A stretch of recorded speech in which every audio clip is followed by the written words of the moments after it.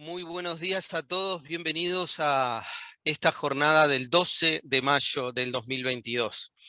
Hoy con una locación distinta debido a problemas de agenda y de variabilidad climática que nos obliga a hacer cambiar agenda de muestreos y demás. Así que hoy eh, estoy dando clases al borde de una laguna y después de mucho tiempo voy a dar una clase parada, lo cual es todo un acontecimiento. A ver si me puedo sostener las 2 horas parado. Bueno, en primer lugar, en el recorrido que hemos hecho hasta ahora del curso, en lo que llamamos el módulo 1 y el módulo 2, básicamente estuvimos analizando nuestro objeto de estudio, lo definimos, analizamos diferentes perspectivas que nos podrían ayudar para comprender y gestionar estos sistemas complejos. Y en el segundo módulo tratamos de entender las principales características del contexto en que nos toca trabajar, ¿no? Y es así que, bueno, estuvimos analizando las principales características de este periodo, que muchos autores llaman el antropoceno o la gran aceleración, y tratamos de entender algunos procesos fundamentales que de alguna manera afectan la sostenibilidad, no solo del desarrollo socioeconómico de las sociedades humanas, sino también la propia integridad de la biosfera como la conocemos. Y cerramos la clase pasada con algunos comportamientos, o algunos patrones que tienen los sistemas socioecológicos, sobre todo ciertos componentes vinculados a la economía y aspectos sociales que de alguna manera desafían la gestión de estos sistemas. Vamos a entrar en el día de hoy en el módulo 3. Y el módulo 3 vamos a estar tratando de comprender ciertos aspectos fundamentales, muy pero muy básicos, de aquellos procesos que ocurren en los sistemas naturales, en los ecosistemas, que nos aseguran toda la provisión de bienes y servicios que sustenta la naturaleza. Eso significa que vamos a abordar, en definitiva, esos procesos que se vinculan con las funciones ecosistémicas o los servicios ecosistémicos que denominamos de soporte, ¿tá? ¿Cuáles son ellos? Y básicamente lo que vamos a analizar es cómo ingresa la energía en los sistemas. Vamos a estar hablando de los controles y los disturbios que afectan la producción primaria en cualquier ecosistema, y luego le vamos a prestar atención a los procesos de descomposición y reciclaje que ocurren en un sistema natural y que hace que muchas de estas funciones sean sostenibles en el tiempo. Como les decía en la clase anterior, obviamente un curso sobre bienes y servicios provistos de la naturaleza puede ser objeto de un curso semestral, sin lugar a dudas, por la complejidad que tiene. Desde la perspectiva de este curso, vamos a tratar de entender esos aspectos muy, pero muy fundamentales, con el objetivo de luego entrar en el módulo que nos va a llevar hasta el final del curso, que es, bueno, sobre la administración de estos bienes y servicios que provee la naturaleza, no solo qué dificultades y desafíos tenemos por delante, sino, bueno, cuáles son las distintas estrategias, paradigmas, alternativas.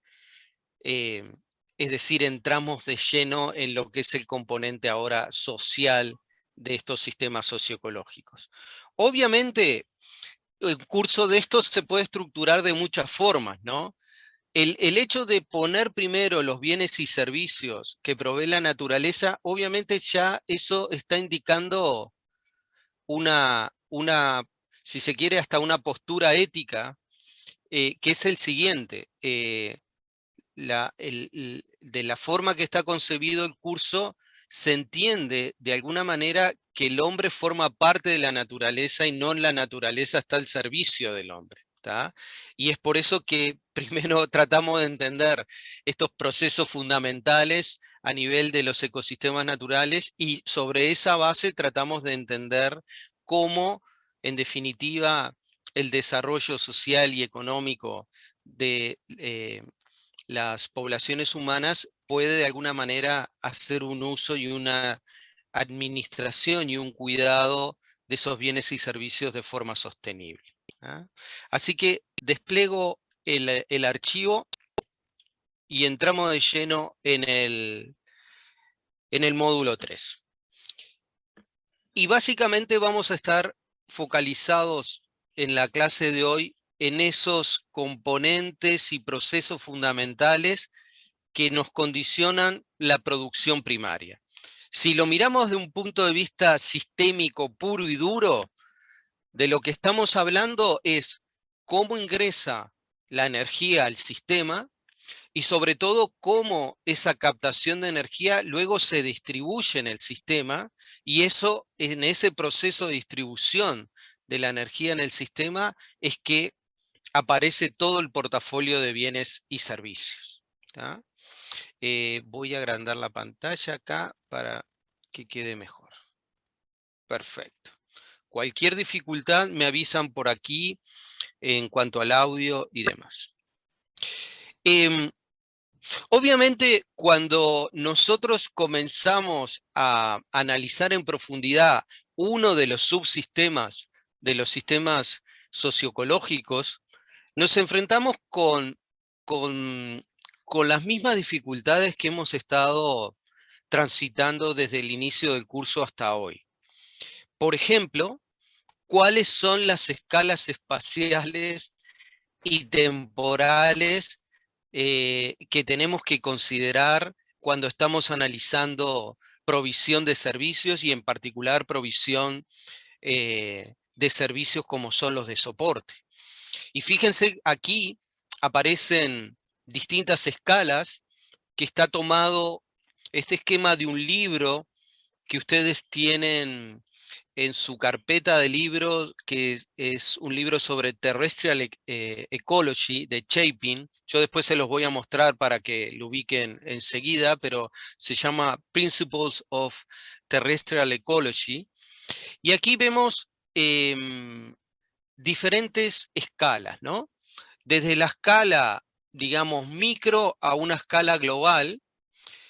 En una escala micro lo que estamos justamente viendo en este esquema es la colonización de un sustrato rocoso, sustrato madre en el campo de la dafología, y cómo ese sustrato es colonizado por líquenes, algas, y bueno, y comienza un proceso de degradación de esa roca madre que lleva a la formación del suelo, ¿no? En el caso C estamos considerando un ecosistema como puede ser un bosque. En el caso B estamos analizando una cuenca.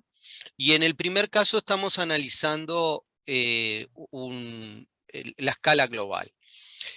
Las escalas de análisis, como ustedes ya anticipan, van a ser enteramente dependientes de qué pregunta o qué problema estamos relacionados, ¿no? Fíjense, comenzando de abajo hacia arriba, en la escala más pequeña, más micro, puede ser muy adecuada para responder la pregunta que se plantea eh, en el diapositivo, en el esquema.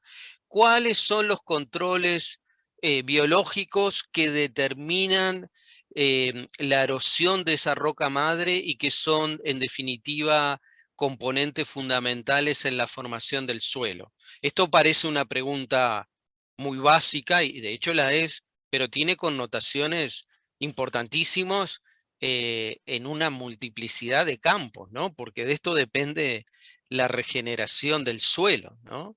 Que obviamente ocurre a unas escalas temporales muy largas, ¿no? En la segunda escala puede ser muy apropiada, por ejemplo, para responder la pregunta que se señala aquí: ¿cómo una perturbación de origen antrópico, como es la lluvia ácida, condiciona la propiedad de un bosque y, por ejemplo, la provisión de madera de ese sistema? Una escala de Cuenca, la pregunta: ¿cómo la deforestación nos condiciona el suministro de agua, de agua a los pueblos o ciudades vecinas que dependen de esa cuenca para el abastecimiento de agua? En el contexto nuestro de Uruguay, de esa misma escala y sobre ese mismo tema podría ser, bueno, ¿cómo nos afecta el reemplazo de los pastizales naturales por bosques de eucaliptus en el rendimiento hidrológico de una cuenca y todos los servicios que eso sostiene, ¿no? Y cuando estamos hablando de una escala global, acá aparece una pregunta a título de ejemplo, que es, bueno, ¿cómo la pérdida de carbono de los suelos congelados, lo que llamamos el permafrost, condiciona el cambio climático? Este ejemplo lo traemos hoy sobre la mesa porque nos muestra el mismo dilema que estamos, em, enfrentando desde el inicio del curso, que es, bueno, em, en ese recorte de la realidad se nos plantea desafíos inmediatos, que es, bueno, ¿qué escala espacial analizamos? ¿Qué escala temporal o qué trayectoria vamos a contemplar? Y ese mismo problema lo tenemos cuando entramos al sistema socioecológico y comenzamos a analizar diferentes subsistemas, ¿no? En este caso, el componente de los sistemas naturales o los ecosistemas. Este esquema me gusta mucho. Yo dentro de un ratito les voy a mostrar la tapa del libro que ustedes ya tienen para que no se pierdan en la multiplicidad de libros que tienen en la carpeta. Este libro de Shaping Terrestrial Ecology lo conocí hace muchos años por un curso que dictaba junto con José Paruelo y realmente me fascinó. Yo no vengo del palo de la ecología terrestre, pero bueno, la visión sistémica de Shaping es impresionante y de hecho lo que van a ver hoy, lo que van a ver en este módulo son fundamentalmente eh, ejemplos y aportes tomados de ese libro y la gran mayoría de ellos vinculados a ecosistemas terrestres. Luego vamos a tocar algunas cositas de ecosistemas acuáticos y marinos, pero el foco está en los sistemas terrestres. Este diagrama me gusta muchísimo porque se conecta directamente con también algunos desafíos que ustedes se van a presentar en el ensayo.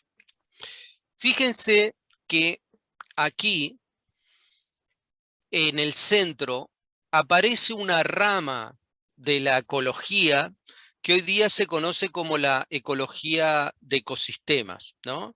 Que es el nivel, digamos, de organización más complejo que tenemos en el campo de la ecología. Es decir, en la ecología se analizan temas en muchos niveles de organización, desde el molecular hasta pasando por el nivel individual, poblaciones, comunidades, y el nivel más complejo son los ecosistemas, los biomas, etc.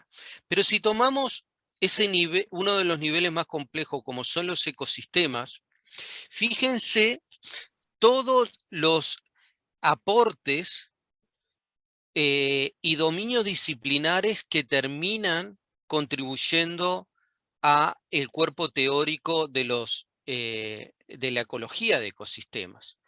Obviamente, lo que hoy denominamos la ecología de comunidades, ecología de poblaciones, la ecofisiología, pero también toda una serie de campos que provienen de las geociencias, como la dafología, la geoquímica, y también campos fundamentales como la climatología o la hidrología, ¿no? Todo ese conjunto de dominios disciplinares es lo que hoy sostiene y construye la ecología de ecosistemas. Entonces, me gusta mucho tomar este esquema porque vemos el mismo proceso que en la construcción de todo el marco de los sistemas socioecológicos.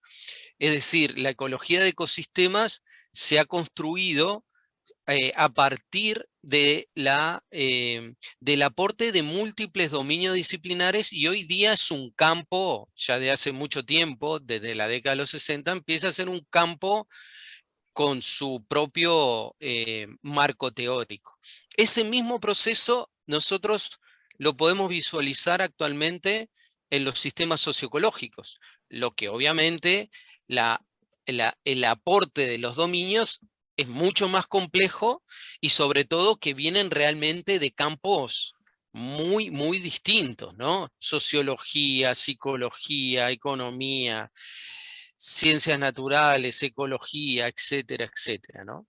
Acá tenemos la ventaja que, bueno, más o menos todos estas ramas que construyen la ecología de ecosistemas eh, tienen un tronco común, ¿no es cierto?, de ciencias básicas, ciencias exactas, pero cuando vamos de nuevo al nivel de los sistemas socioecológicos, ese panorama se nos plantea mucho más complejo. Ahora, fíjense en este esquema que aparece en el centro procesos ecosistémicos claves, ¿no? Un proceso ecosistémico clave puede ser, por ejemplo, la producción primaria de un ecosistema cualquiera, de un bosque, de una plantación de eucaliptus, o la producción primaria de un pastizal, o la producción primaria en el océano o en un lago, el caso que ustedes quieran tomar, o mismo en un agroecosistema. ¿Cuáles son todos los factores que nos condicionan ese proceso como la producción primaria? Y aquí Chapin nos propone un esquema muy simple, pero que es muy interesante, ¿no? Y él, fíjense que habla de dos grandes grupos de factores. Lo que se llaman factores de estado, que están por fuera del círculo en nuestro esquema, y los factores interactivos, los que están dentro del círculo. ¿Tá? ¿Qué quiere decir factor de estado y factores interactivos? Factores interactivos, los que están por dentro del círculo, significa que son procesos que condicionan, son factores que condicionan los procesos ecosistémicos como la producción primaria, pero al mismo tiempo la producción primaria condiciona a esos factores. Por eso las flechas dentro del círculo son bidireccionales. ¿Tá? Los factores que están por fuera del círculo, los factores de estado, son factores también muy relevantes, pero el grado de condicionamiento del proceso ecosistémico es mucho más limitado. ¿Tá? O prácticamente tenemos una interacción que es más de tipo unidireccional, desde el factor de estado hacia el proceso. Bajemos a tierra. Cuando estamos analizando la producción primaria de cualquiera de estos ejemplos, va a depender de muchos factores interactivos. Por ejemplo, los recursos. ¿Cuáles son los recursos fundamentales cuando estamos hablando de la producción primaria? Por ejemplo, el nivel de nutrientes, la disponibilidad de agua, cuánta energía entra al sistema, y eso va a depender de la latitud donde estamos, cuántos días permanece nublado, llueve, etc. En segundo lugar, va a depender de cuál es la comunidad de organismos que está ahí. Es decir, estamos hablando de un pastizal, estamos hablando de un bosque caducifolio templado, estamos hablando de un bosque tropical, estamos en la tundra, estamos en el medio del océano. Bueno, todos esos sistemas tienen comunidades de organismos que son típicas de esos sistemas, son ensambles particulares de determinados sistemas. Por supuesto, va a estar condicionado por régimen de disturbios que pueden ser naturales, como el fuego, por la caída de un rayo, o ese mismo disturbio, el fuego, puede ser generado por el hombre, quema de la selva para deforestar, o quema de un pastizal. Pero cuando hablamos de régimen de disturbio, estamos hablando en el sentido más amplio del término, y incluimos también disturbios de origen natural, por ejemplo, un pulso de inundación, ¿no es cierto? La llegada de un patógeno que de repente ataca una única especie en un bosque, etc. Y por supuesto tenemos las actividades humanas que básicamente están afectando directa o indirectamente estos procesos, sea cosechando la biomasa directamente o, por ejemplo, consumiendo los herbívoros de esa producción primaria, etc. Luego hay una cajita que por ahora la vamos a dejar ahí, que son los moduladores, que son otros factores, digamos, que condicionan, pero por ahora nos vamos a quedar con los que acabamos de escribir hace un minuto. Pero por fuera hay otros factores que son factores de estado y que juegan un papel muy importante. Esos factores de estado son, por ejemplo, el clima. Y el clima, ustedes ya lo saben desde la secundaria, nos condiciona la distribución en el planeta de los grandes biomas.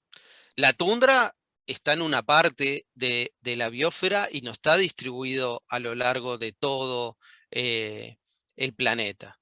Lo mismo que los pastizales, lo mismo que un bosque tropical lluvioso, no están en cualquier zona del planeta, están en lugares donde las condiciones de temperatura, aporte de energía solar o irradiancia y otros factores más establecen o condicionan ese tipo de bioma con ese ensamble característico de especies. Otro factor muy importante es el tiempo. Y esto es un elemento que muchas veces no le prestamos atención y tiene que ver con durante qué periodo de tiempo ese ecosistema se ha desarrollado y ha permanecido en la región del planeta que estemos trabajando. Pongo un ejemplo bien concreto. Si uno está trabajando, por ejemplo, en la Patagonia, Tierra del Fuego, o mismo en la parte sur de La Pampa, muchos de esos ecosistemas que vemos ahí, praderas, estepas, los mismos lagos, las lagunas, son sistemas que hasta hace 10.000 años atrás estaban bajo hielo. Entonces, son sistemas relativamente jóvenes cuando yo lo comparo con un bosque tropical lluvioso o el típico de la cuenca amazónica, donde ese sistema ha permanecido con esa configuración en una escala mucho mayor de tiempo de lo que estamos hablando en esta transición de la última glaciación entre el Pleistoceno y el Holoceno, ¿no? Y ese factor es determinante, muchachos. Nos explica cosas como, por ejemplo, por qué muchos lagos naturalmente en el sur de este continente no tenían peces, ¿no? O, por ejemplo, por qué los suelos en un bosque tropical lluvioso son tan pobres en nutrientes, ¿no? Hay muchos factores, pero el tiempo es uno de ellos, ¿no? Más otros, pero el tiempo es uno central. Otros factores que inciden es, por ejemplo, esto que se llama la biota potencial. Y la biota potencial está muy relacionado con con los biomas y la biogeografía. Y esto nos está hablando que en determinados con zonas del globo, en determinados continentes o regiones, vamos a encontrar determinados ecosistemas y no otros, ¿no? Hoy día, muchos investigadores, sobre todo este campo de la ecología de ecosistemas, una pregunta que tratan de responder de hace mucho tiempo es, bueno, ¿por qué, por ejemplo, en zonas como Uruguay o Argentina, a pesar del régimen de lluvia que tiene en la actualidad, siguen siendo praderas, ¿no? Que si uno le presta atención a cuánto llueve y cómo está distribuido, debería ser un bosque hace mucho tiempo, ¿no? Ahí para justamente combinar estos factores de estado de biota potencial y tiempo. Y los últimos dos factores de estados tienen que ver con esto que se llama el material parental, que es, bueno, ¿cuál es el sustrato sobre el cual se construye el suelo y toda la comunidad y ecosistemas que vienen acoplados a ese proceso de formación del suelo? Que es un proceso de muy larga duración. Estamos hablando de procesos que involucran décadas, siglos. Y en eso incide mucho la topografía. Es decir, ¿estamos hablando de una llanura o estamos hablando de un sector serrano, etcétera? ¿Tá? Entonces, este esquema me parece que es muy, pero muy bueno para justamente ordenar cuando tratamos de entender por qué un sistema es más productivo y tiene más diversidad de organismos y puede sostener un portafolio más complejo de servicios ecosistémicos, bueno, todos estos factores son los que están en juego, ¿no es cierto? Y es interesante discriminar, tal cual lo hace Chapin, entre estos dos grupos, ¿no? Que es, bueno, cuáles factores son de tipo interactivo y cuáles son factores de tipo, lo que él llama factores de estado. Voy a hacer una pausa acá para abrir un espacio con ustedes de preguntas, dudas e intercambios. Y de paso me tomo un mate. Adelante. Ignacio Sánchez. Sí, una pregunta de la clase. Respecto a la biota, me perdí ahí un poquito con eso, con lo que estaba hablando recién del factor de estado. La biota es un factor de estado, lo que Chapin llama la biota potencial. ¿Qué significa esto? Que vos, por ejemplo, especies boscosas o arbustivas, pero fundamentalmente boscosas, no las vas a encontrar en ciertas condiciones de precipitación y de temperatura. Hay condiciones de precipitación, sobre todo precipitaciones, digamos, de rango medio hacia abajo, que te favorecen el establecimiento de especies que son fundamentalmente herbáceas y por tanto la conformación de un pastizal. Eso se refiere con biota potencial. Por supuesto, la biota potencial, y esta es una buena pregunta porque permite profundizar lo siguiente, la biota potencial también está condicionado por procesos biogeográficos y por lo tanto evolutivos, ¿no? Te pongo un ejemplo. Si vos vas al Serengeti en África o a cualquier, a la sabana que tú quieras, ¿no? Una cosa que te va a llamar la atención es que los herbívoros, que bueno, son una cantidad impresionante, ¿no? Ñu, cebras, antílopes, bueno, jirafas, una cantidad de organismos. Pero una cosa que es impresionante es que cualquier desecho, heces de esos organismos, bosta, como quieras llamarlo, en un segundo desaparece. Hay una cantidad de organismos, de macroinvertebrados, de invertebrados, de coleópteros que, por ejemplo, forman unas especies de bolas con esas heces, los transportan hacia otros lugares y comienza todo un proceso de reciclaje que es increíble.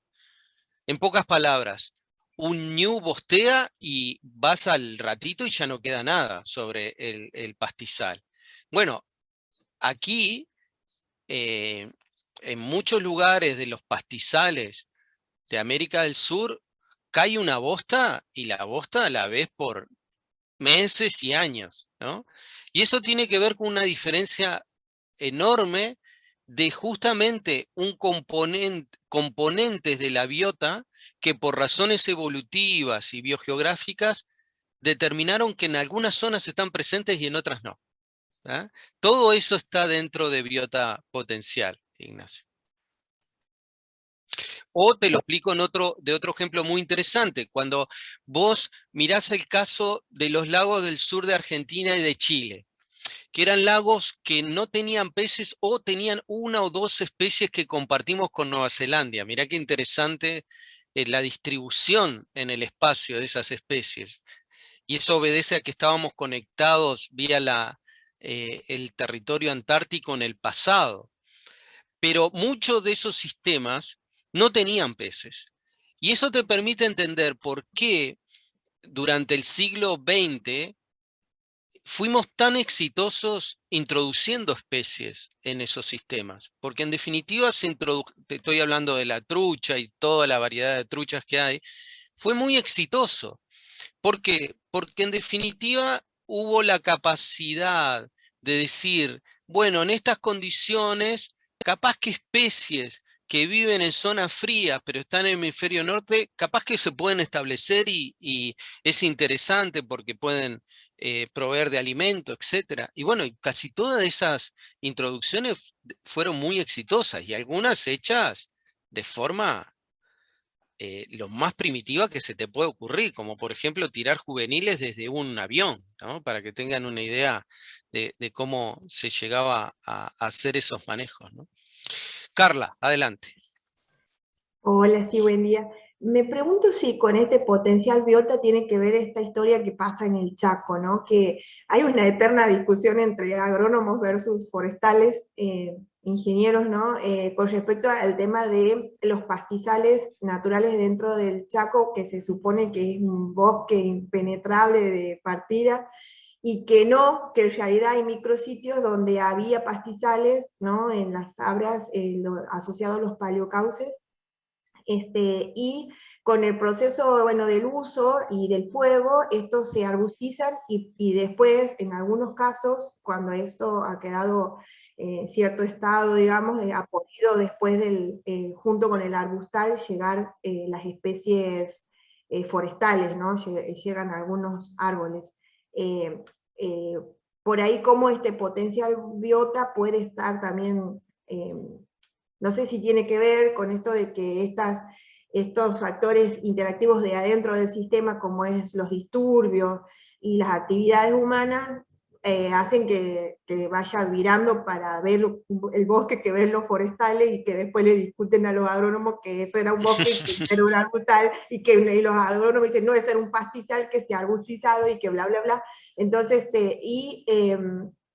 bueno, y también ese mismo proceso pasa, ¿no es cierto?, cuando el ganado hacen esos rodales puros de algarrobo o de itín con el bosteo porque comen los frutos y después quedan toda la diseminación, ¿no es cierto?, de las semillas, que después forman estos rodales puros de estas especies, digamos, ¿no? Entonces, nada, pienso que si tendrá que ver y hasta qué punto ese círculo que está ahí, Sí, sí. hacer lío ahí con unas flechas, me imagino todo eso. Sí, es que el caso que tú estás indicando es súper interesante. Y de hecho, muchas de esas preguntas también tienen muchas conexiones con este tema que estamos hablando de los pastizales más hacia el sur, en la Pampa Argentina, Uruguay y sur de Brasil, em, porque en definitiva son preguntas centrales que te permiten responder cosas muy básicas que tiene que ver, bueno, por qué en determinados paisajes o regiones encontramos determinados ecosistemas y biota, y por qué en otros lugares no ocurren, ¿no? En la zona aquí de pastizales también ocurre algo que comparte la zona chaqueña, y es que la matriz de pastizales en el paisaje está acompañado por formaciones boscosas, pero que son básicamente bosques fluviales o riparios, ¿no? Entonces, ¿por qué es importante entender esto? Porque, bueno, uno puede trabajar sobre ese portafolio de bienes y servicios e incluso maximizar algunos, o puede, como sucede en muchos casos, y de hecho está sucediendo en el Chaco y en bueno, acá en los pastizales, al reemplazarlo por plantaciones forestales, generar reemplazo de ecosistemas que pueden funcionar muy bien y te pueden brindar una cantidad de servicios importantes y sostener el desarrollo socioeconómico de un país, pero te plantea grandes interrogantes de, bueno, en definitiva, qué tan sostenible en el tiempo es ese reemplazo y esa provisión de bienes y servicios, ¿no?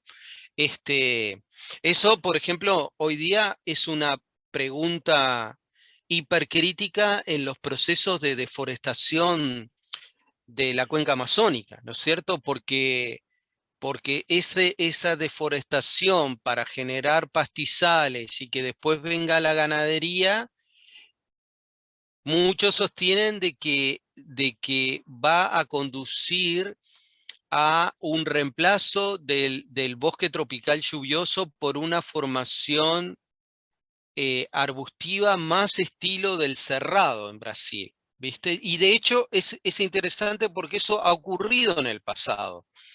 En la historia del planeta no se tiene, digamos, muy claro todas las causas asociadas, pero se sabe que esa transición ocurrió. Y esa transición es dramática porque más allá del bioma en sí mismo, eso tiene impactos brutales a la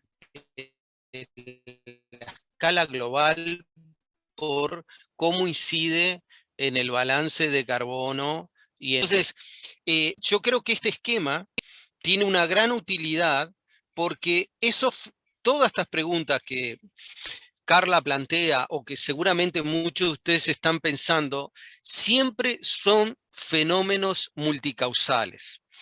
Y en esa causalidad, esquemas como el que nos trae sobre la mesa Shaping nos ayuda mucho a ordenarnos.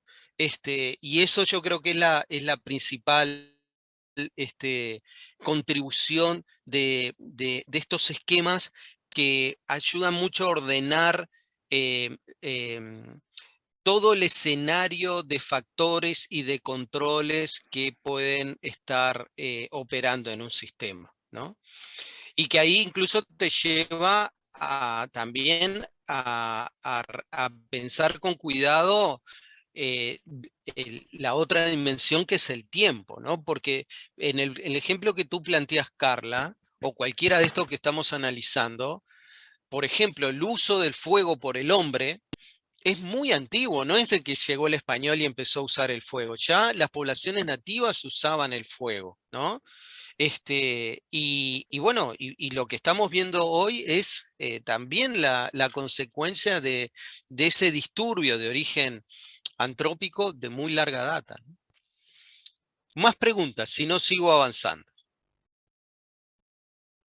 Julio y Corina. Sí, buenos días para todos.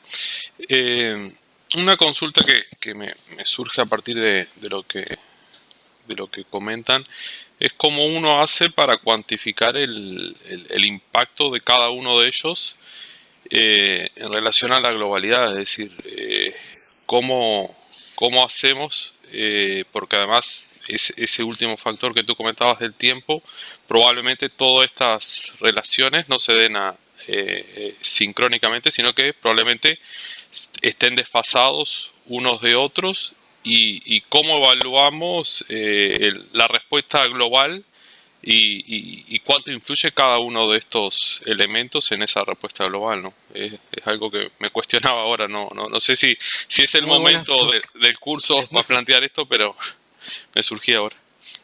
muy buena pregunta, muy buena pregunta. Eh, y te la contesto ahora. En definitiva, lo que uno puede es ir intentando avanzar en la contribución que pueden tener cada uno de los mecanismos. Y de alguna manera, a partir de unir ciertas evidencias, empezar a modelar o simular y de alguna manera acercarte a la contribución de eso. Te pongo un ejemplo bien concreto para no estar hablando de forma tan abstracta. Por ejemplo, en estos casos que estábamos analizando, ¿no?, de los pastizales en Sudamérica, hay experimentos que se han hecho para justamente decir, bueno, pero la herbivoría, ¿no? La herbivoría de tanto de las especies nativas como del ganado. ¿Cuánto juega en este proceso, ¿no? Y bueno, se hacen experimentos de exclusión. Ese pastizal se le saca a todos los herbívoros, incluidas las vacas, y se analiza qué pasa. Bueno, y ocurre un fenómeno de arbustización. Acá le decimos chircas, se llena de chircas, pero en algunos casos no tenemos exclusiones tan largas. Estas formaciones de plantas arbustivas nos queda como un estado que nos conduce a la formación de un bosque o al establecimiento a veces de especies como lo que podés ver en un bosque fluvial, ¿no? Entonces, ahí hay un montón de detalles súper interesantes, pero yendo a tu pregunta, lo que te demuestra ese experimento en concreto es que, bueno, vos removés el herbívoro y el sistema se transforma. Y probablemente eso nos está indicando que si no estuviera la herbivoría, la ganadería operando hace mucho tiempo, capaz que las formaciones boscosas ocupaban un área mucho mayor, ¿no? Es así como nos vamos aproximando, Julio, pero el dilema que nos enfrentamos es que podemos en un enfoque reduccionista, siguiendo a Descartes, pensando en experimentos para ir probando cada uno de los mecanismos por separado, pero después cuando viene la integración aparece el desafío que vos muy bien planteaste, y es que muchas veces esos procesos no ocurrieron al mismo tiempo, ocurrieron separados y bueno, hay que entender esa secuencia y ver cómo se encadenan, ¿no? Pero es un gran desafío, es un gran desafío, sin duda, sin duda. Corina, adelante.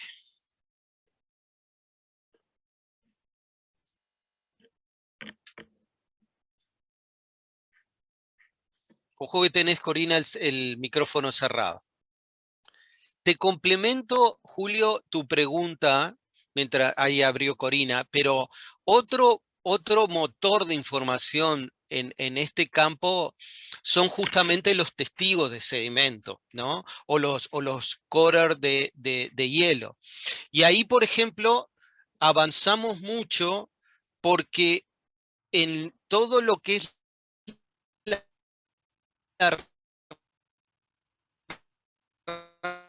rama de lo que podemos llamar la paleoecología, no muy largos, ventanas muy grandes de miles de años o decenas de miles de años, y nos permite entender el impacto que tiene la variabilidad climática sobre determinados aspectos que estamos discutiendo, o incluso entender en procesos más recientes, como por ejemplo la llegada de la ganadería acá, a estos pastizales, o no sé, la llegada de los españoles en otras áreas, qué impactos tuvo, ¿no? El campo de la paleoecología es realmente fascinante, ¿no? Porque se aproxima mucho en la ciencia médica a lo que es todo el desarrollo forense, ¿no? Y cómo muchas veces asiste a la resolución de problemas. En la paleoecología se conecta mucho con eso, muchísimo con eso. Analizan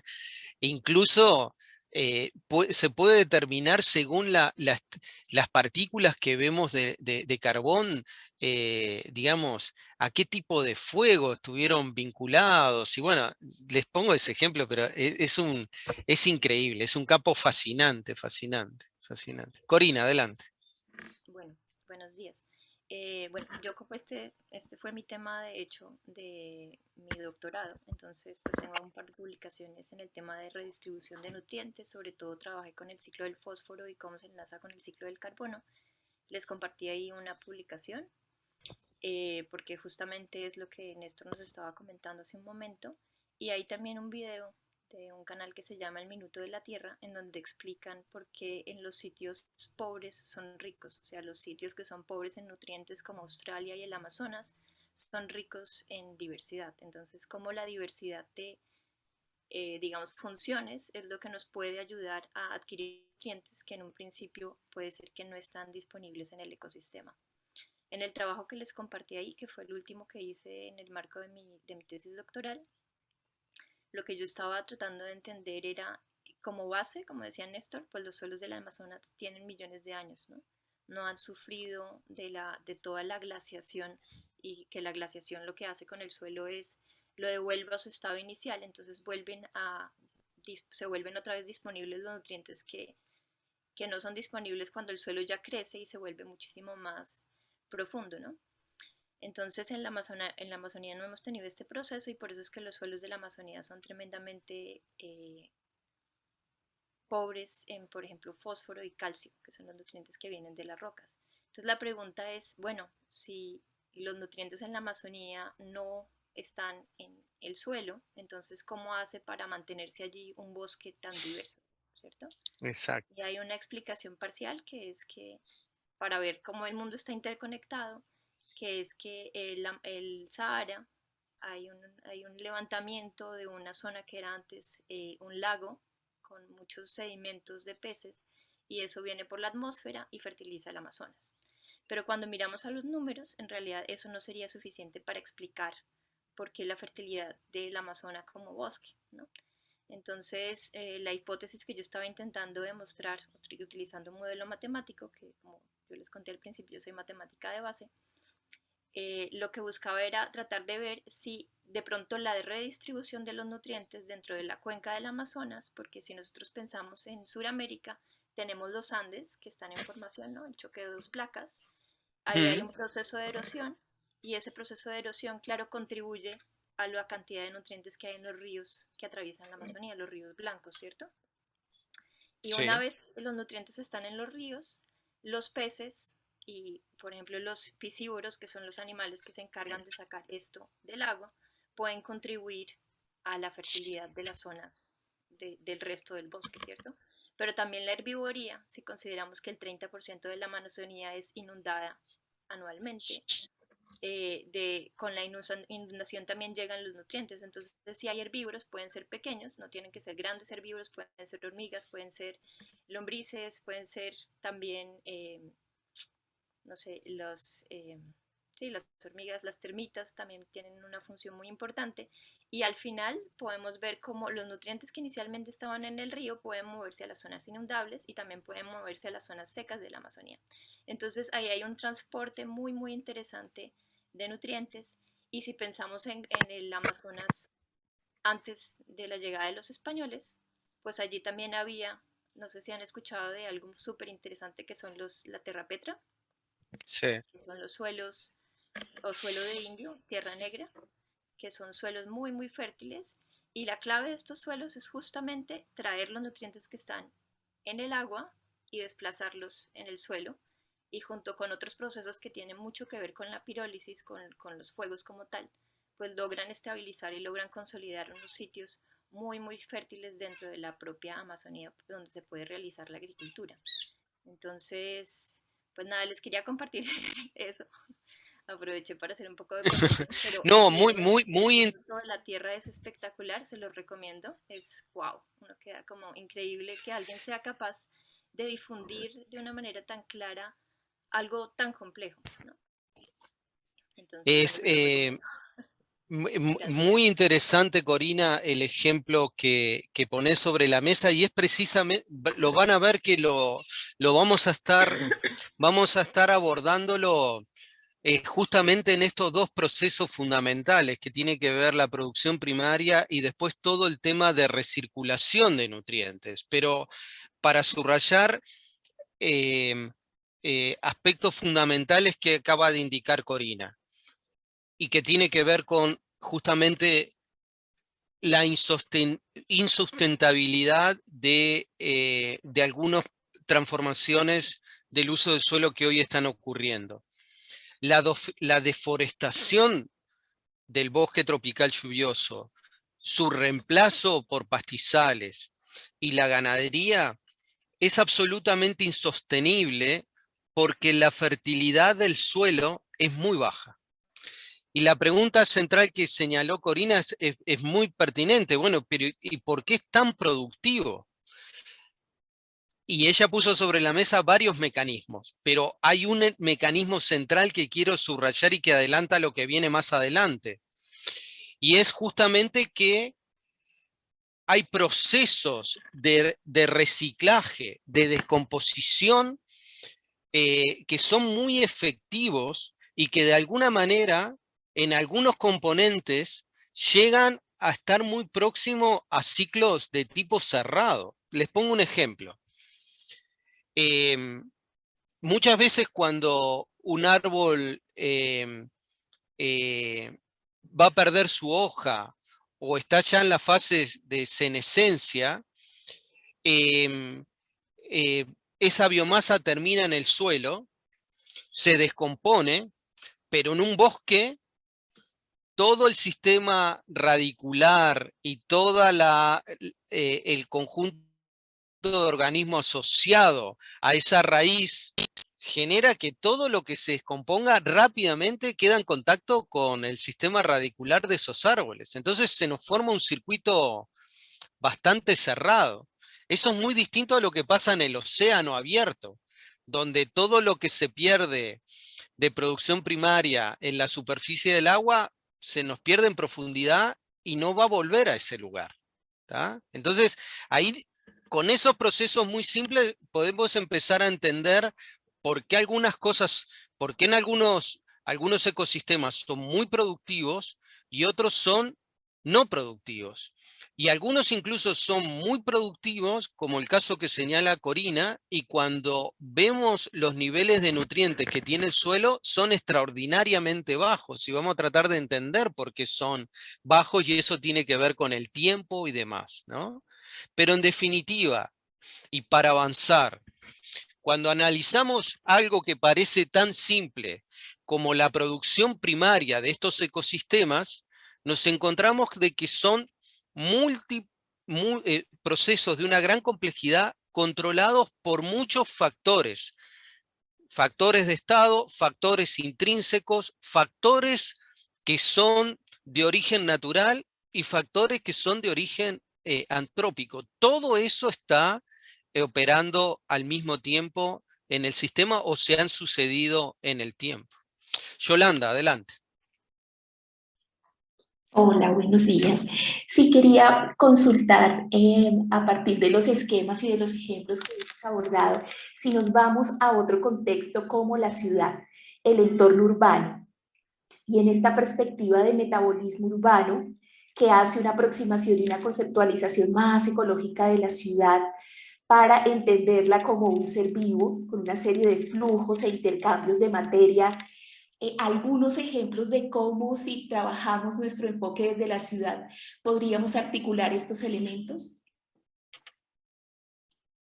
Por supuesto, Yolanda, y es un muy buen ejemplo, porque hoy justamente lo que ves en el campo del diseño urbano es una tremenda revolución, y es justamente por la incorporación de perspectivas como la que tú acabas de señalar. Bueno, porque antes los enfoques más clásicos, ¿cómo operaban? Bueno, una ciudad depende de una cantidad de servicios y el territorio aledaño lo tiene que proveer, ¿no?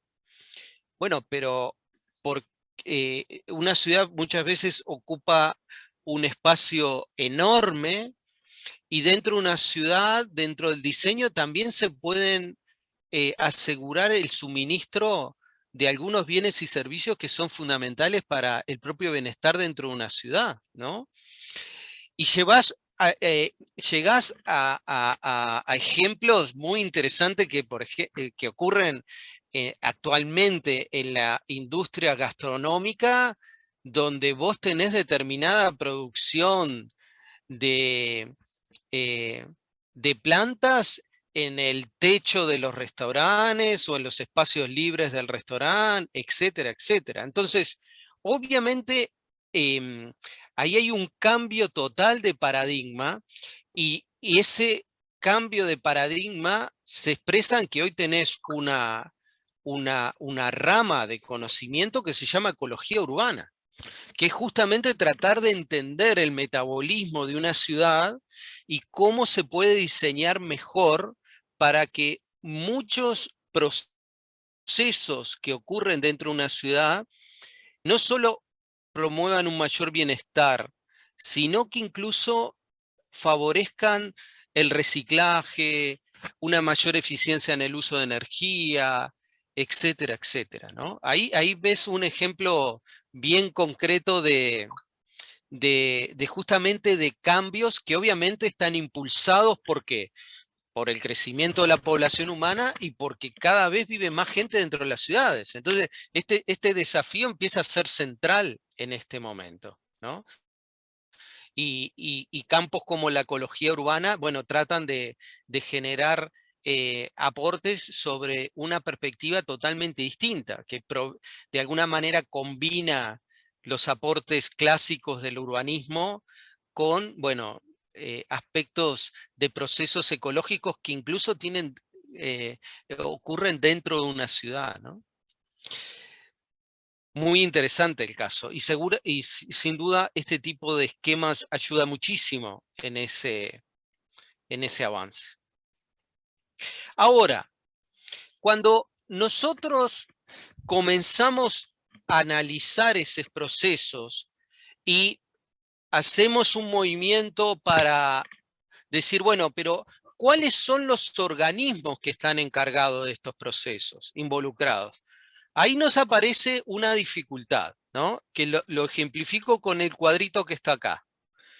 Fíjense, acá aparece en un esquema muy simple todos los organismos que podemos encontrar, por ejemplo, en un lago, ¿no? Y ahí aparecen distintas cajitas que son virus, organismos que carecen de membrana nuclear, como son los procariotas, y ahí tenemos las bacterias y las cianobacterias, y después un universo gigantesco de todos aquellos organismos que comparten algo en común, y es que tienen el material genético rodeado de una membrana nuclear, lo que en ciencias naturales llamamos eucariotas. Obviamente estos nombres digamos, no tienen por qué retenerlos, sobre todo los que vienen fuera de las ciencias naturales. Y en esa caja entran hongos, protozoarios, productores primarios, herbívoros, grandes animales, etc. Pero fíjense que esta clasificación, esta forma de organizar esa enorme diversidad de organismos, que puede ser muy útil, y de hecho lo es para entender procesos evolutivos, analizar la diversidad, etc. Cuando yo estoy analizando un proceso como la producción primaria, este esquema me genera un poco de ruido, ¿no? Porque yo estoy en un lago, ¿y quiénes son los productores primarios en un lago? Y son cianobacterias, lo que está dentro del circulito cianobacterias y algas. Pero en este esquema me quedan como dos entidades separadas. Pero desde el punto de vista de un proceso como la producción primaria, en realidad funcionalmente cumplen un mismo papel, ¿no es cierto? Incluso se me presenta un problema que hay algas como un grupo muy particular que tienen movimiento, que son lo que llamamos flagelados, ¿no? Que pueden funcionar como productores primarios, pero al mismo tiempo pueden sobrevivir consumiendo materia orgánica, ¿no? Entonces, funciona como productores primarios, pero puede funcionar como un productor secundario. ¿Por qué traigo esto como ejemplo? Lo traigo porque cuando estamos analizando estos procesos, tenemos que pensar muy bien cómo vamos a estructurar el análisis para, de alguna manera, organizar esa diversidad enorme que tienen las comunidades biológicas. Y cuando lo estamos analizando desde esta perspectiva, tenemos que pensar en estrategias funcionales, morfofuncionales, ¿tá? Como por ejemplo, si son productores primarios o productores secundarios, dónde habitan, si son microformas o macroformas, ¿no? Obviamente, conocer el nombre en latín y conocer las especies es muy importante porque nos da mucha información. Pero eso lo tenemos que combinar con otras estrategias cuando ingresamos en este campo de la ecología de ecosistemas. Porque un nombre en latín nos puede decir muy poco, o mejor dicho, un listado, imagínense, de todas las microalgas y cianobacterias que tenemos en un lago, el listado en sí mismo de todos esos nombres en latín nos puede decir muy poco, ¿no? De repente, si los agrupamos por cuáles son microalgas o cianobacterias, o cuáles de esas tienen capacidad de fijar nitrógeno o no, o cuáles de estas pueden producir toxinas o no, agregándolos en distintas cajitas nos empiezan a ser mucho más útil para entender la producción primaria y cómo se utiliza esa producción primaria. En resumen, cuando nosotros entramos en este campo, vamos a tener que combinar aproximaciones más clásicas que vienen del campo de la taxonomía y la sistemática con enfoque que son fundamentalmente más funcionales, ¿no? Que en definitiva se centran en qué papel están jugando estas especies en el funcionamiento del sistema, ¿tá? Y por ejemplo, definimos grupos funcionales, ¿no es cierto? Grupos funcionales que tienen que ver con grandes grupos que ustedes conocen desde el nivel secundario.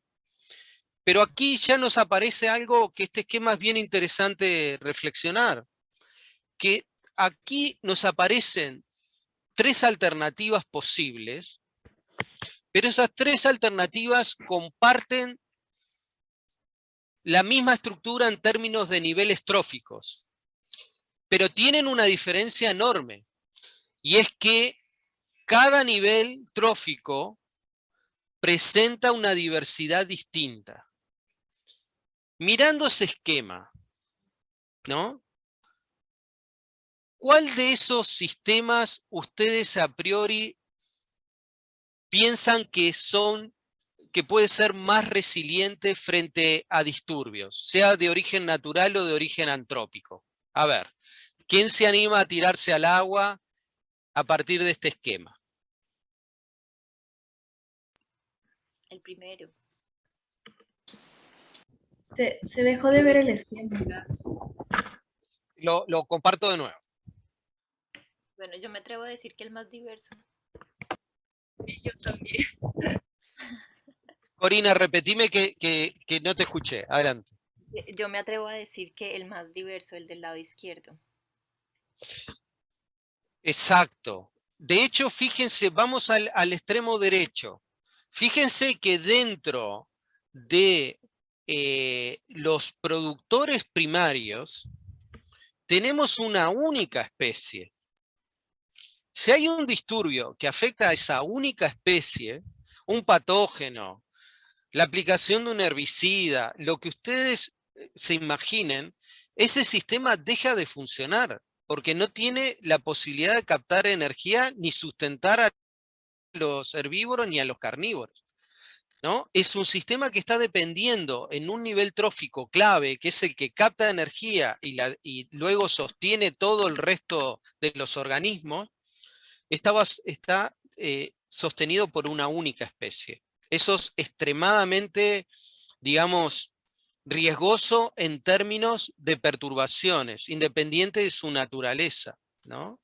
Por lo tanto, ahí retomamos algo que vimos las clases pasadas cuando vimos los límites planetarios, que estuvimos hablando, bueno, la diversidad es un concepto complejo y nosotros vamos a analizar diferentes dimensiones de esa diversidad, que pasan no solo por analizar la riqueza de especies, sino, por ejemplo, la diversidad funcional o la diversidad genética de determinadas especies. Cierro acá porque había varios manos levantadas. Había una mano levantada que se bajó, no sé si quiere volver a levantarla y preguntar. Teresa.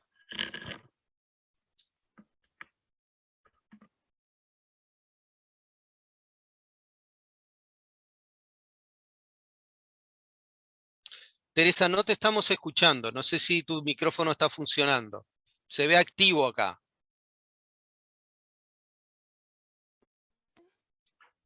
Bueno, Sí, ¿ya me ahora oyen? sí te escuchamos. Ah, Ahora perdón, sí. sí. Ok. Adelante. Les decía yo que, bueno, ya un poquito lo explicaste, pero esta parte de la redundancia de las especies, ¿no? Entre más diversidad, pues mayor redundancia y mayor posibilidad de que otras especies realicen funciones que se pueden perder en el caso de la desaparición de alguna, ¿no? Entonces, bueno, era básicamente eso lo que quería yo comentar.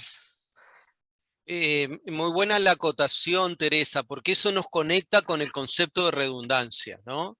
Y eso lo vamos a estar viendo en este módulo, justamente en los vínculos entre la estructura y el funcionamiento.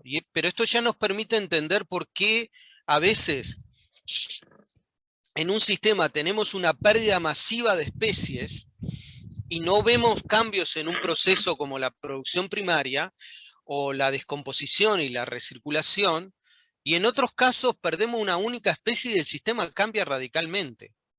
Ya vamos aportando piezas para entender esa complejidad y que también representa, como se imaginarán, un desafío importante desde el punto de vista de la gestión, porque a veces puede parecer un cambio muy pequeño y no solo puede estar vinculado a la desaparición de la especie. A veces llega una especie con capacidades que ninguna tenía, como pasa, por ejemplo, en muchos bosques que se forman a partir de suelos muy jóvenes en Hawái, ¿no es cierto? Generado por la actividad volcánica, y cuando llegan especies que tienen la capacidad de fijar nitrógeno, cambia radicalmente el funcionamiento del sistema. Radicalmente. Y vamos a ver varios ejemplos al respecto.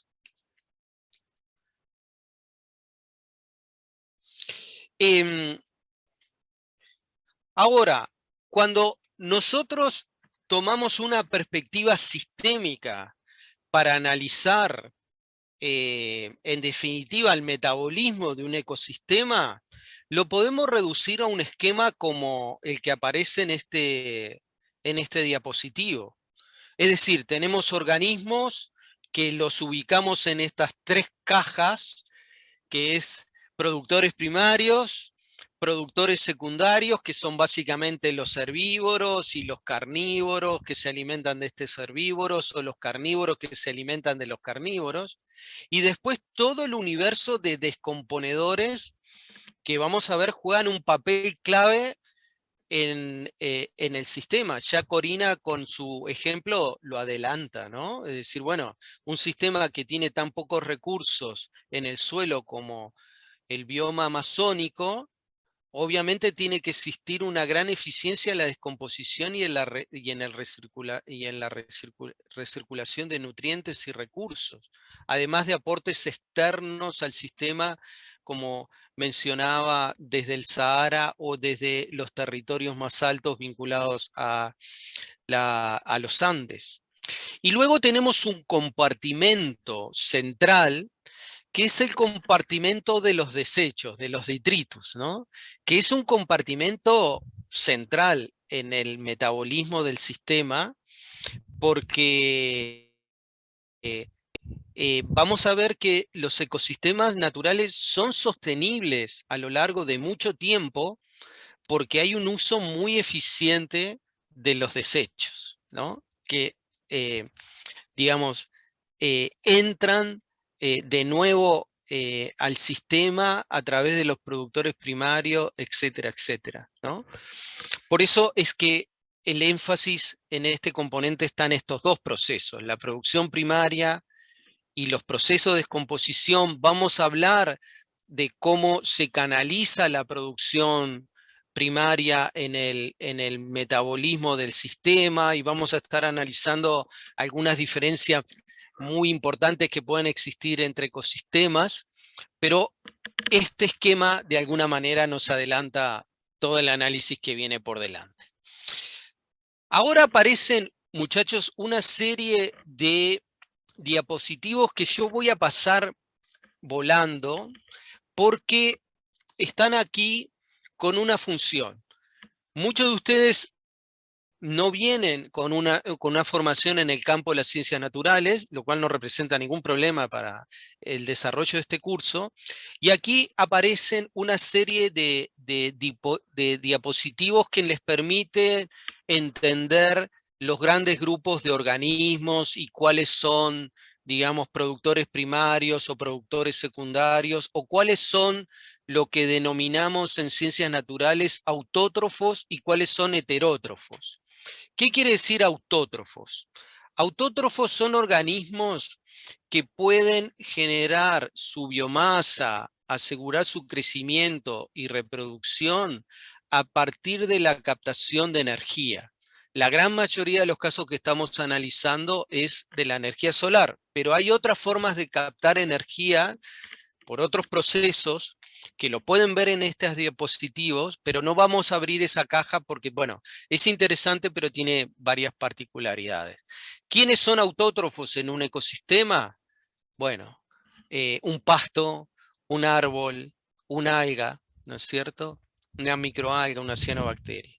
Luego tenemos un conjunto de organismos que denominamos heterótrofos, que son justamente todos aquellos que para la generación de biomasa, el crecimiento, su reproducción, necesitan del consumo de otros organismos para captar esa energía y destinarla a los procesos que le indicaba. Y estos son los heterótrofos. ¿Quiénes son heterótrofos en el sistema? El herbívoro, el carnívoro de herbívoro, la vaca, el zorro, el león, el antílope, todo eso son heterótrofos. Paso rápidamente, pero me quedo en este diapositivo acá un minuto, porque es importante, esto nos vamos a detener. Ahora, cuando nosotros analizamos herbívoros en distintos ecosistemas, nos podemos encontrar, por ejemplo, la sabana, un herbívoro como el elefante, y en un lago nos podemos encontrar el organismo que está a la izquierda, que mucha gente denomina una pulguita de agua, y que es el principal herbívoro. Y fíjense que en un lago ese organismo, ese cladócero que está ahí, es una dafnia, no importa las cuestiones en latín, pero ese es un organismo que tiene 1.5, 2 milímetros máximo, frente al tamaño que tiene un elefante. Y esto, como vamos a ver, tiene un impacto brutal en cómo se consume la producción primaria, ¿tá? Vamos a ver que los sistemas presentan coeficientes muy distintos entre lo que se produce y lo que se consume por herbivoría. Y eso está asociado a varios factores que luego vamos a analizar, pero el tamaño de los organismos y cuántos son es uno de ellos. ¿Ah? Paso rápido esto. Ahora, me quiero detener aquí. Hoy, muchachos, miren, una cuestión operativa es que voy a seguir de largo y no voy a hacer una interrupción por un tema técnica solamente operativo y es la duración de mi batería. ¿Tá? Entonces me estoy dando cuenta que, a diferencia de lo que sucedía un tiempo, hasta no hace muy poco, que con la batería podía sobrevivir muy bien las 3 horas, y creo que en la longevidad que tiene, tengo como para una media hora más y no más. ¿Tá? Así que voy a seguir sin el corte, las disculpas de caso, pero es por un motivo de fuerza mayor. Retomo este esquema, sobre todo para entender todos estos procesos que están vinculados a la autotrofia o a la heterotrofia. Si yo tomo una célula vegetal, ¿no?, como la que aparece aquí en este esquema, tenemos que tener en cuenta que dentro de una célula vegetal nosotros tenemos procesos autotróficos y procesos heterotróficos. Es decir, el cloroplasto cumple todas las funciones de fotosíntesis, por lo tanto, la incorporación de energía y de energía solar y la producción de moléculas con un nivel interesante de energía que luego va a ser utilizado en los procesos de respiración, más allá de la incorporación de CO2 y liberación de oxígeno. Entonces, un organelo dentro de una célula vegetal, como son los cloroplastos, son organelos fundamentalmente o compartimentos autotróficos desde el punto de vista metabólico. Pero tenemos otros organelos, como una mitocondria, en una célula vegetal o en una célula animal, ¿no?, que justamente utilizan esos azúcares que se generan en la fotosíntesis para obtener energía y utilizarlo en múltiples procesos, ¿no? Es decir, que dentro de una célula nosotros tenemos el acople de estos dos grandes procesos que denominamos autotrofia y heterotrofia.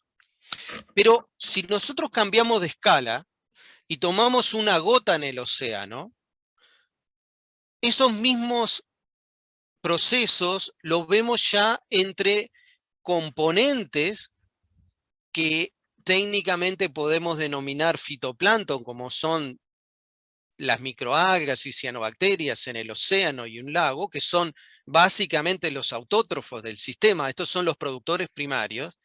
Y aquí aparece el zooplancton. El zooplancton son también microorganismos, pero son fundamentalmente herbívoros, es decir, el componente heterotrófico del sistema. ¿Ah? O podemos mirar la misma interacción entre procesos, pero lo vemos en el metabolismo del océano, ¿no es cierto? Y ahí, además de lo que estábamos analizando hace un minuto, en la interacción entre los productores primarios y secundarios a nivel de una gota, obviamente empiezan a jugar otros procesos que tienen que ver con los aportes de nutrientes de los sistemas terrestres costeros hacia el océano, qué pasa con el intercambio entre la columna de agua y los sedimentos, qué pasa con el intercambio con el océano, con la atmósfera y el océano, etc., ¿no? En definitiva, en esta secuencia, siempre el núcleo central estamos analizando el acople entre esos procesos, que son básicamente de organismos que tienen la capacidad de captar energía lumínica o de origen, o otras alternativas que tienen que ver con compuestos químicos, o aquellas especies que para todo su ciclo vital depende del consumo de otros organismos, como son los heterótrofos o los productores secundarios. Acá aparecen una serie de conceptos que vamos a estar utilizando a lo largo del curso y las próximas clases, que les voy a pedir que le presten mucha atención, porque son conceptos centrales y sobre todo cuando comenzamos a analizar la producción de servicios ecosistémicos terminan siendo claves, ¿tá? Un concepto es el de biomasa. Cuando estamos hablando de biomasa, estamos hablando de la masa de un componente del ecosistema por unidad de área o volumen. ¿Tá? Esta unidad de biomasa puede ser tantos gramos de masa seca del cultivo tanto por hectárea, ¿no? Eso es la biomasa. Lo podemos expresar en términos de peso fresco o peso seco. Peso fresco es cuando tenemos en cuenta el agua contenida en esa biomasa o retiramos el agua para expresar exclusivamente la biomasa seca. Cuando estamos hablando de producción o productividad, lo que estamos hablando es de la acumulación de biomasa en el tiempo. ¿Tá? La productividad es una tasa instantánea, es una tasa en un muy corto plazo de tiempo, y producción es el mismo concepto pero referido a una escala más amplia. Por ejemplo, bueno, la producción de este bosque en materia seca o de este pastizal son tantos gramos, kilogramos de masa seca por hectárea por año. ¿Tá? Eso es producción. Y cuando estamos hablando de producción primaria o secundaria, tributo, pero sí está vinculado a organismos autótrofos o organismos heterótrofos. Consultas o dudas con respecto a estos conceptos, muchachos. Es importante detenernos si existen dudas, porque vamos a estar utilizándolos de aquí en más de forma recurrente. ¿Hay dudas?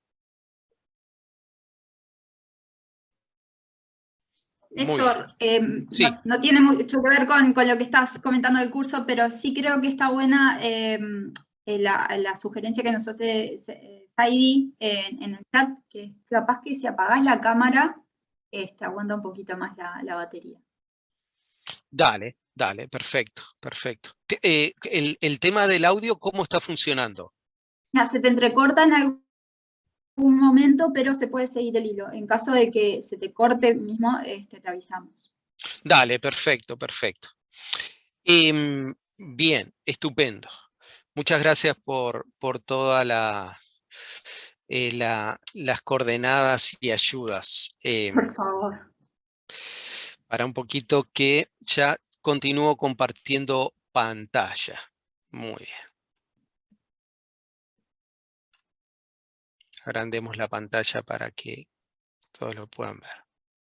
Bien.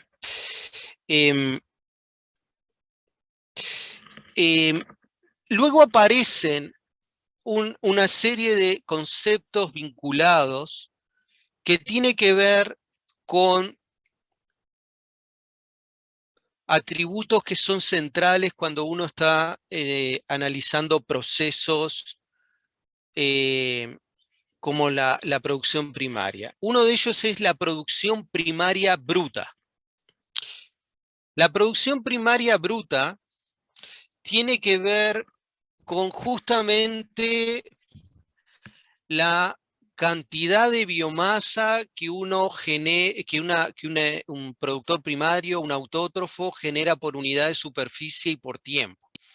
Eso lo podemos expresar como incremento de biomasa en términos frescos o secos, o lo podemos también expresar como tasa de incorporación de CO2, porque en ese proceso de fotosíntesis, ¿no es cierto?, hay una activa incorporación de CO2 para sustentar esa producción de biomasa, y como ustedes ya se imaginan, hay una relación bastante estrecha entre la capacidad de fijación de CO2 y la producción de biomasa.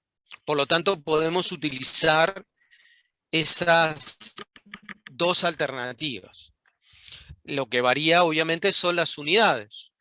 En uno estamos hablando gramos de masa seca por hectárea por año, y en otro estamos hablando gramos de carbono incorporados o fijados por metro cuadrado por año, o por las unidades que entiendan más conveniente. Ahora, esa producción primaria bruta tiene que ver con justamente esa producción primaria, sacándole todos los componentes de consumo, de respiración. ¿Estamos de acuerdo? Esos componentes de respiración son la respiración de los propios autótrofos y la respiración de los heterótrofos. ¿Está? Cuando uno quiere analizar, en definitiva, la producción primaria neta, está restando a esa producción primaria bruta la respiración de los autótrofos y de los heterótrofos. Entonces, desde un punto de vista, digamos, más robusto, la forma de cuantificar la producción primaria bruta y la producción primaria neta pasa por fundamentalmente cuantificar el consumo de dióxido de carbono y la liberación de dióxido de carbono. ¿Por qué? Porque un herbívoro incorpora la energía del sol, ¿no es cierto? Incorpora en la producción de azúcares CO2. Pero hay una parte de esa incorporación de energía del sol en que no se va a destinar en una producción de biomasa o crecimiento, sino que, por ejemplo, se va a respirar para mantener todo el funcionamiento del metabolismo, mantener la reparación de organelos claves como los cloroplastos o las mitocondrias y un montón de procesos. Por tanto, no se traduce en una producción de biomasa o se puede destinar a reproducción, etc.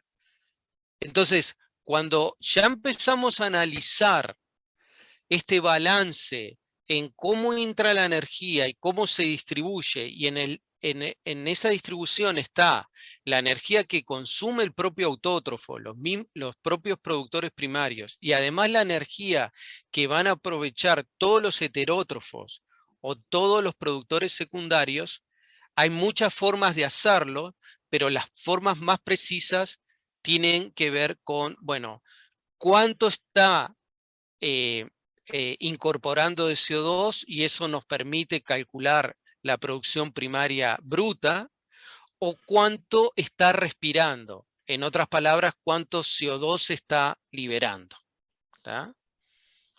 Si nosotros queremos cuantificar la producción primaria neta, ahí sí nosotros podemos usar tanta producción de biomasa, porque en esa producción primaria neta, la producción de biomasa es el balance entre lo que se incorpora de energía y lo que se respira.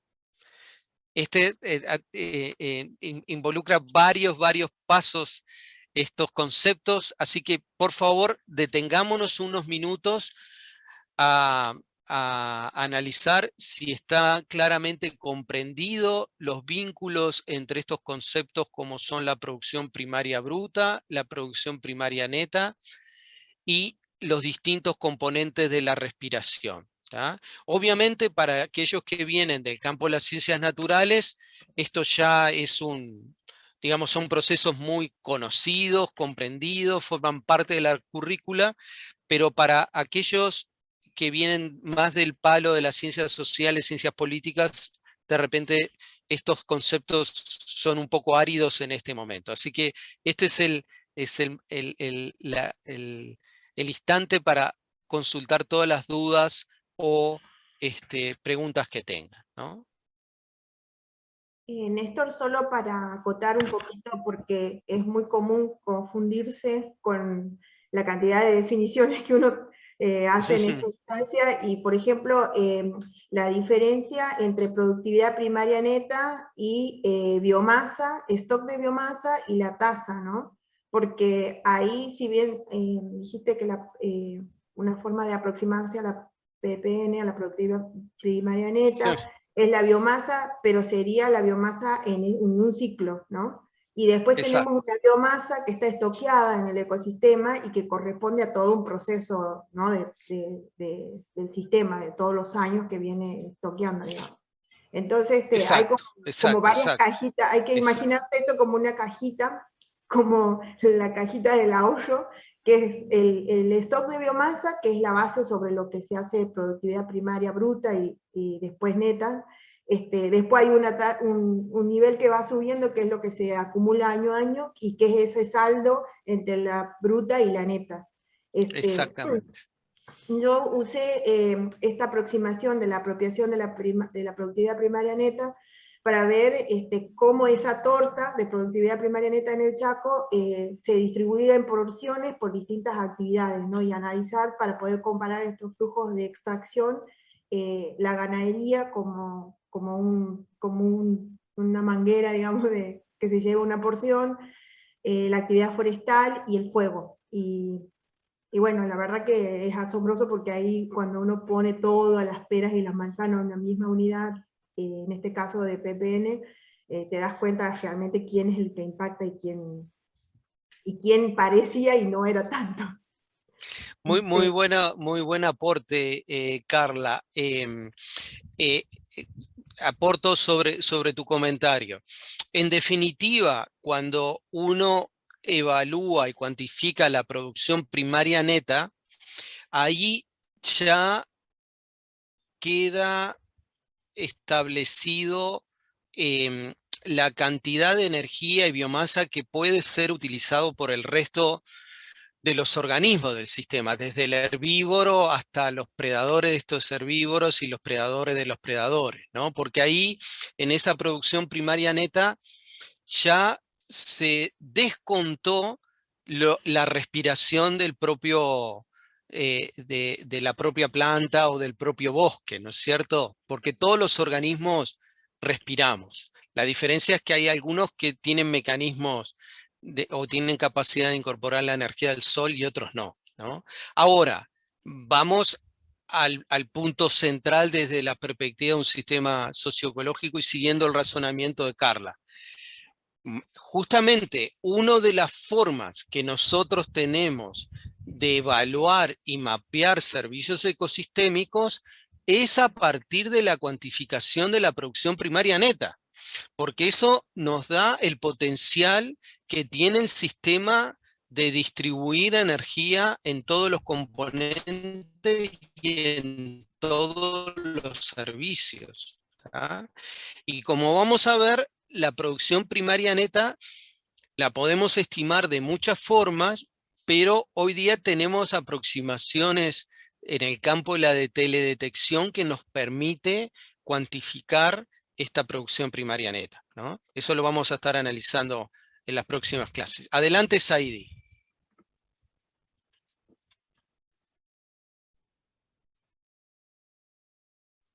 Sí, buenos No te días. estamos... Ay, ahora sí te escuchamos. Perfecto. Sí, bueno, eso ahorita pensando en esto que se está explicando con el tema que yo estoy trabajando de policultivo, para relacionarlo con el ensayo, no sé si yo tendría que, bueno, más bien estoy pensando que parte de lo que va a fundamentar el ensayo es esto del servicio, digamos, todos los servicios ecosistémicos que genera el policultivo, porque acá en Cozumel de plano se abandonó. Yo voy a tomar el sistema Milpa en espacios pequeños como para ir viendo todos los efectos benéficos que puede traer al ecosistema, ¿no? Bueno, viendo esto como como un agroecosistema, ¿no? Que va a generar todos estos beneficios, porque también han estado insistiendo en que el suelo en Cozumel no sirve, pero bueno, esto más bien se debe a que no hay una práctica de trabajo de la tierra que ayude a que el suelo se mantenga como organismo vivo, ¿no? ese punto que estás tocando, Saidi, es muy interesante por lo siguiente, y que es decisivo cuando uno, digamos, tiene que planificar el desarrollo de un país o una región. Y es, digamos, por ejemplo, tomando, Ya se le estoy yendo obviamente esto de la cortado. producción primaria está totalmente, entonces uno puede tomar una estrategia, ¿no es cierto?, que es tratar de recorrer alternativas que promuevan una mayor seguridad alimentaria, ¿no es cierto? Eso ocurre en muchos países. Bueno, el caso típico es la Unión Europea con todo su programa de subsidios, impresionante en este sector, donde de alguna manera lo que se pretende asegurar es que el mayor porcentaje de alimentos sea provisto desde el propio territorio, ¿no? Y eso te lleva a estas estrategias que tú nombrás, Saidi, que obviamente una estrategia de policultivo puede ser, o está muy conectado a esto de que en muchos campos se conoce como agricultura integral, etcétera. Pueden ser estrategias que uno diseña a nivel de predio, o pueden ser estrategias que uno diseña a nivel de una región o una cuenca, ¿no? Y que en definitiva tiene que ver en cómo yo quiero asegurarme un servicio, un bien clave como es los alimentos, y cómo organizo el espacio de un territorio, de un país en función de eso. Estos muchachos, préstenle mucha atención. En estos momentos aparece mucha información al respecto por justamente los costos, cómo se están incrementando los costos de transporte, y cómo esta crisis generada por la guerra de Rusia y Ucrania puede representar un problema serio de desabastecimiento de alimentos, lo cual es un problemazo para muchos países que la gran mayoría de sus alimentos proviene desde fuera de su territorio. Miren el caso de Venezuela, el caso de Cuba, el caso de muchos países en América Latina que, y bueno, ni que hablar de otras regiones que dependen fundamentalmente de la producción de alimentos que vienen desde fuera de su territorio, ¿no? Y esto es central, ¿no? Es central y tiene que ver justamente con con la construcción de capacidad de resiliencia frente a eventos que son difíciles de predecir cuando van a ocurrir, ¿no? Y que nos conecta con estos procesos, ¿no? Y es el drama que surge en muchos países que obviamente manejan la producción primaria tratando de maximizarla y en tratar de obtener un único bien, pero el tema es cuando hemos caído en estrategias básicamente de monocultivo, ¿no? Y de monocultivo muy extensivo, prácticamente no dejando lugar a otras producciones, ¿no? En definitiva, digamos, es interesante porque con estos ejemplos, un mismo proceso que lo podemos analizar de perspectivas muy diferentes o incluso muy básicas, se conectan con temas que son cruciales, ¿no? Como es la seguridad alimentaria de un país o una región, ¿no? Avanzo mientras me quede batería en la presentación.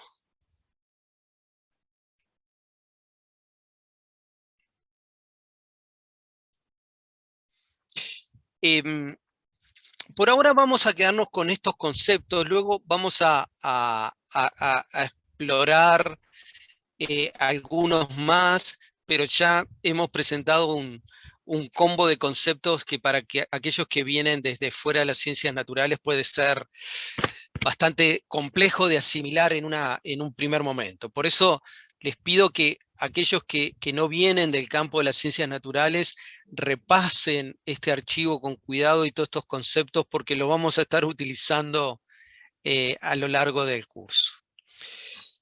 Y quiero detenerme en este esquema, que es una vuelta de tuerca con relación al esquema que estábamos hablando hace unos minutos, también tomado del libro de Chapin.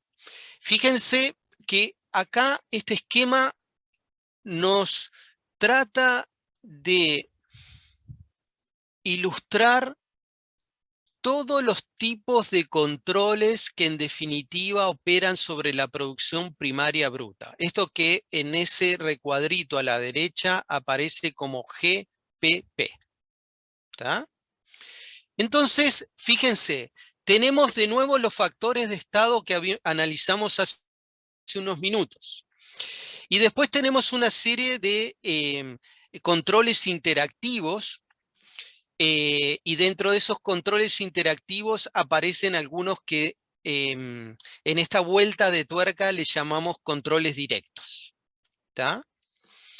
Pero fíjense, por favor, presten atención a la parte superior del esquema, que nos está indicando controles de largo término y controles de corta duración. Dentro de los controles de largo término están todos estos factores de estado que hablábamos hace un minuto. La biota, es decir, estamos en un lugar que hay bosques, hay praderas, estamos en una tundra, en la taiga, bueno, en cualquier formato que ustedes se imaginen. ¿Cuánto tiempo ha permanecido inalterado este sistema? Obviamente esto estamos hablando en tiempos geológicos. ¿Qué tipo de sustrato o material parental o material geológico sobre el cual se construye el suelo existe? ¿Y qué pasa con el clima? ¿No? Estos son todos controles de larga duración, es decir, obviamente que tienen variaciones, tienen modificaciones, pero siglos, miles de años. Cuando pasamos a los controles más interactivos, aquí aparecen varios grupos. Aparece un grupo que son los tipos funcionales de plantas. ¿Qué quiere decir esto? Atributos funcionales de plantas tienen que ver con el ciclo de vida, es decir, si son plantas anuales o tienen ciclo de vida más largo, si son plantas perennes o son caducifolias, qué forma de vida tienen, si son plantas herbáceas, arbustivas, arbóreas, si son plantas que tienen la habilidad de colonizar ambientes luego de disturbios, que llamamos pioneras, o aparecen más tarde en la sucesión. Todo eso está dentro de tipos funcionales de plantas. Esto vamos a profundizar en las próximas clases. Pero un atributo que condiciona esos distintos alternativas funcionales es el área foliar. Y ese atributo es central. ¿Por qué? Porque el área foliar nos está indicando la capacidad de incorporación de energía del sol. Entonces, volvemos a lo que estábamos hablando al inicio del curso y tomamos a Ostrom como ejemplo para decir, bueno, Ostrom nos propone un esquema para analizar la sostenibilidad económica de un sistema socioecológico. Acá estamos en el mismo proceso. ¿Cuál es el atributo central, así clave, para analizar un proceso ecosistémico como la producción primaria bruta? Dentro de todo ese universo de miles de especies de productores primarios. Bueno, hay varios atributos, pero uno de ellos es el área foliar total que tiene esa especie. Cuando estamos analizando otro componente central, que son los recursos, muchachos, en este proceso es la luz, el nitrógeno, el fósforo, el agua, ¿tá? Y otro conjunto de macro y micronutrientes. Corina señalaba los temas de falta de calcio en algunos suelos, ¿tá? El nitrógeno es uno de los, junto con el fósforo, de los recursos que nos controla esa producción primaria bruta. Y por eso no nos sorprende de que cuando estamos en un agroecosistema, aquí es lo que hay un insumo que es ineludible, que es el fertilizante. Es la adición de nitrógeno y de fósforo, porque es un factor que termina siendo un control muy directo de cuánto produce ese sistema. Pero asociado a esto, aparece otro factor que, fíjense en el tamaño de la flecha le está indicando la importancia, que es la duración de la estación de crecimiento. Esto es fundamental, muchachos. Una cosa es estar en Estocolmo, que el verano es un suspiro, y otra cosa es estar acá en Uruguay o en una zona tropical donde la estación de crecimiento es casi todo el año, ¿tá? Eso condiciona totalmente la producción primaria bruta de un bosque caducifolio boreal en relación al bosque tropical lluvioso. Y obviamente el clima también nos está condicionando la temperatura, cuánta luz disponible llega al sistema. En eso nos vamos a prestarle atención cuánto llueve, pero cuántos días permanece nublado un territorio, etc. Y en algunos sistemas le vamos a prestar atención a los niveles de CO2. Esto que parece contraintuitivo en un antropoceno, que el principal problema son los niveles excesivos de CO2. Bueno, pero en algunos ecosistemas, sobre todo los acuáticos, a veces el problema que tenemos es que nos quedamos sin CO2, ¿no? O pasa a ser un limitante muy serio. En definitiva, ¿por qué traemos este esquema al análisis? Porque aquí vemos de nuevo, y esa es la virtud del libro de Chapin, que cuando uno analiza la producción primaria bruta, se puede enloquecer y se puede perder, porque son millones de factores los que condicionan. Simplemente mirar el listado de especies de un bosque, y capaz que ese listado son 200 especies y no sabes qué te quiere decir eso. Es como agarrar la guía telefónica, ¿no? Y justamente este tipo de síntesis y de esquemas ayuda a identificar esos controles fundamentales. Estos controles fundamentales para explicar un fenómeno central, un proceso central en los ecosistemas, que es la producción primaria bruta, ¿tá? Y eso nos va a permitir empezar a comprender por qué afectaciones de la temperatura, del régimen de lluvia, de el impacto que puede tener el ejemplo que señalaba Corina de transformaciones muy drásticas del uso del suelo, en última instancia terminan afectando la producción primaria bruta. Y si nosotros afectamos la producción primaria bruta, vamos a estar modificando e incluso eliminando muchos servicios, bienes y servicios que se sustentan sobre esa producción primaria bruta. Por eso el énfasis en este primer paso del módulo 3 es entender qué es lo que pasa con no solo las características del antropoceno, sino con un montón de acciones de origen humano que directa o indirectamente condicionan la producción primaria bruta, y también van a estar condicionando cómo esa producción primaria es utilizada en el sistema. Si entendemos eso, entendemos un nudo central en la provisión de bienes y servicios que resulta fundamental gestionar con cuidado. Porque si se nos cae esto, se nos cae todo el portafolio. ¿Tá? Digamos, esto sí que representa un efecto palanca en el sentido estricto, ¿no? Cualquier modificación acá, se me cae, pierdo parte de ese portafolio. ¿Queda claro?